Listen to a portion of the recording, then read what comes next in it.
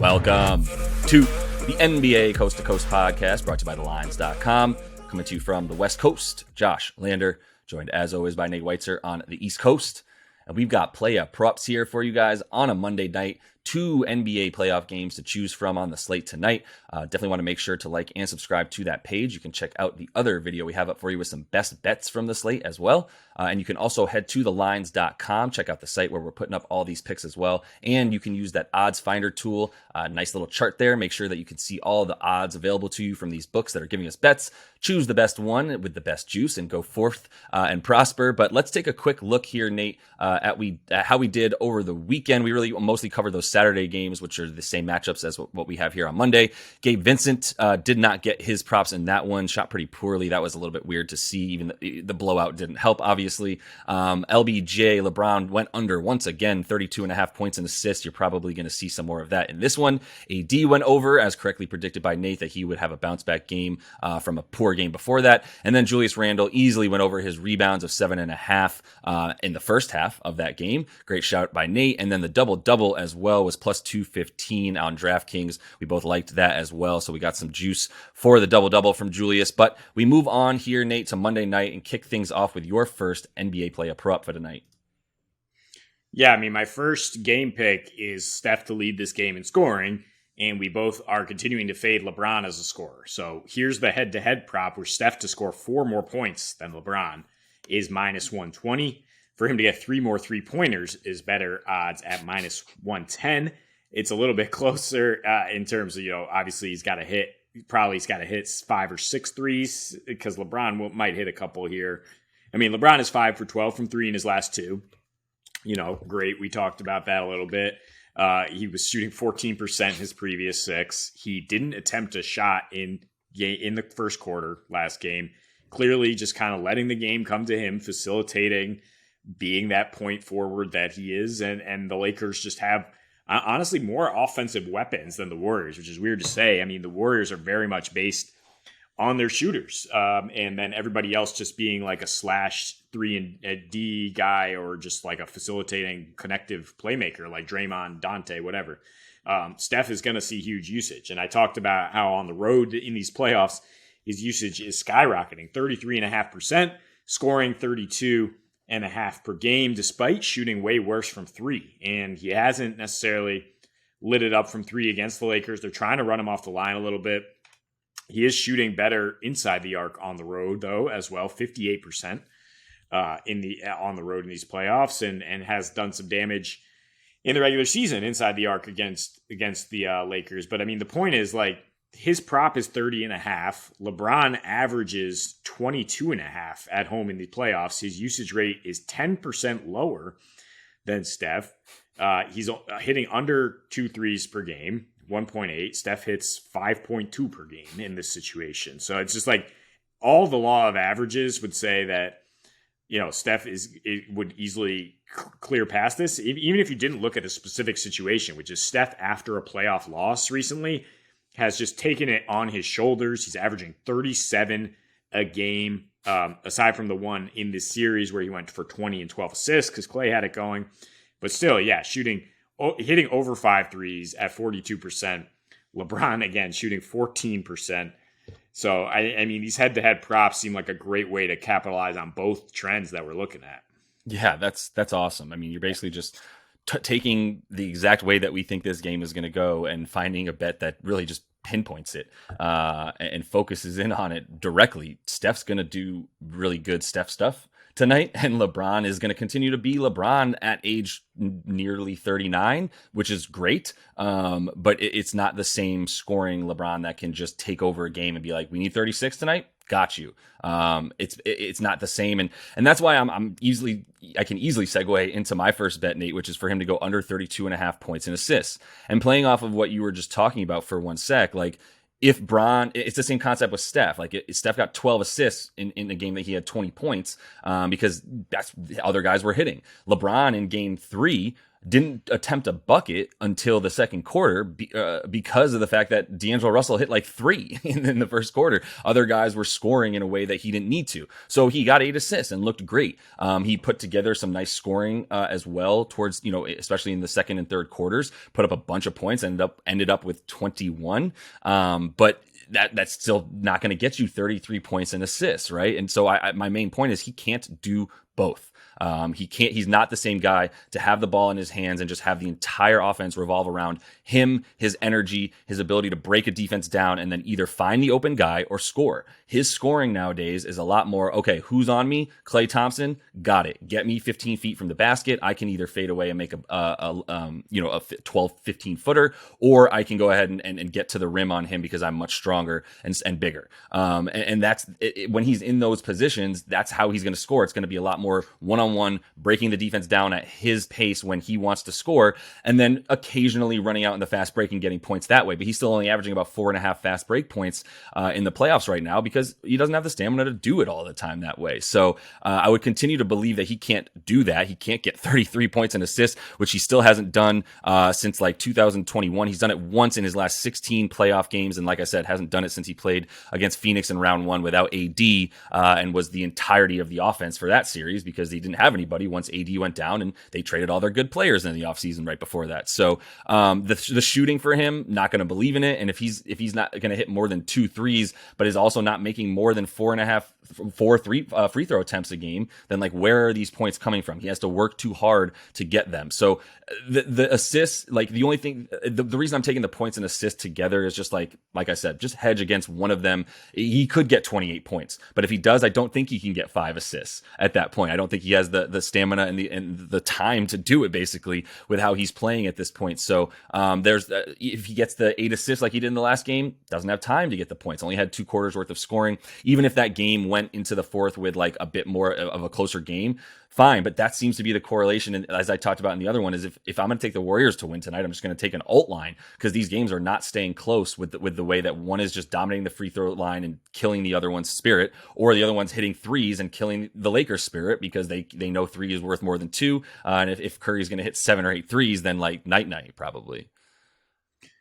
Yeah, I mean, to your point on the assists, like the Lakers are going to regress 3-point shooting as a team. Precisely. And a lot of LeBron's assists just came from kicking it out within the flow of the offense. And then they happen to hit, which they usually don't hit more than like 12 threes per game. They usually get a lot of free throws, which is not going to help your assists. That's why LeBron's basically at a career low assists. And yeah, he's not scoring the basketball the same way. He's just not as aggressive. And this is game 4. It's an important game, but I don't really see him, I still see them playing the long game in some ways. And, if it's not necessarily going great, I could see a LeBron game coming here in like game 6 or game 7 if it goes that far, but I don't know if he's in game 4 going to like totally go all out to score 30 and use the energy he has left.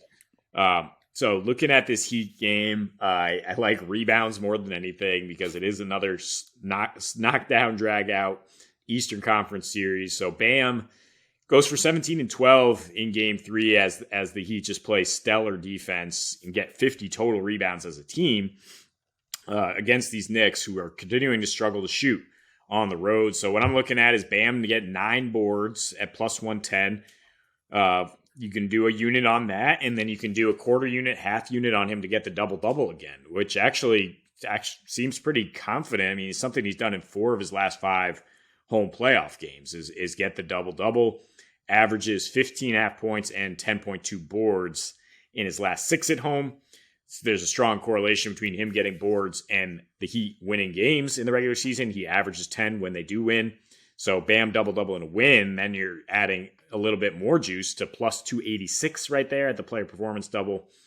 Again, like a quarter unit on these type of things because they could go together because they are correlated though. Like and 8 or 9 boards, depending where you can find it, seems very likely. I mean, 6 straight playoff games with 8 boards at home in the playoffs the last 2 years. He averages 9 boards, so we're at the average here for plus odds against a Knicks team that doesn't shoot well. Again, 27% on the road from deep in these playoffs, a 104 offensive rating. Miami seemed to have their number. in game 3, just forcing a ton of misses, a ton of rebounding opportunities. And Bam, very vital in terms of keeping Mitchell Robinson off the glass. And that game was actually played at a 97 pace, which surprised me because like game 2 was like 89, and the Knicks would rather play slower a little bit, but they're getting sped up, or they're trying to just get going in transition and find some offense, but it's just leading to more board opportunities for Bam. Yeah, it's crazy how that works. It's the Knicks, if they speed it up, they just miss more shots. That's all it means. It doesn't mean that they necessarily score more. It just means there's more rebounding opportunities for their opponent.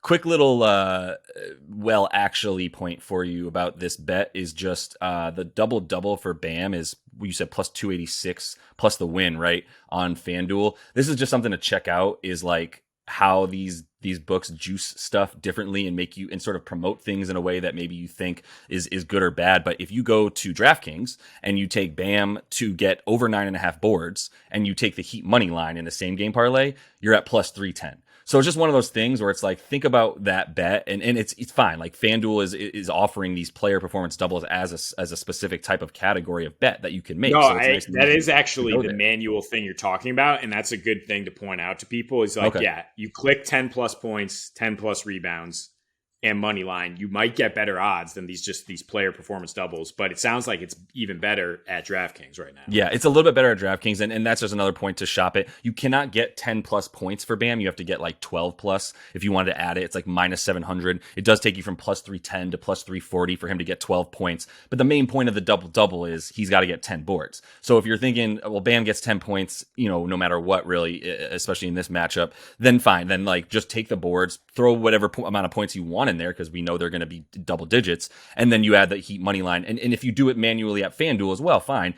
That I would always do that, is the main point. Even if you're taking it on FanDuel, instead of just looking at the player performance double, make sure that you're doing a quick 1 second of research to hit a money line bet for the Heat with Bam to get 10 boards or whatever separately, just to see if they're kind of like jipping you a little bit on the way that you get those odds. But either way, I'm with this pick for Bam Bam, as I'm also on his boards, as I mentioned in a same game parlay that put together there in the best bets video. But I'm going to finish things off here talking about Andrew Wiggins, who I also put in a best bet pick there with the same game parlay. I'm going to keep it simple in this one, but I would take alt rebounds if you want it. I'm on his boards, really. I think the points and rebounds together are also a good bet. It's at like 22.5 for Wiggs, and I would feel good about that. I'm basically getting ahead of Andrew Wiggins from last year's playoffs coming back and doing what this Dubs team needs him to do, and which they needed him to do last year in order to win, as he was the second best player in the entire playoffs for them.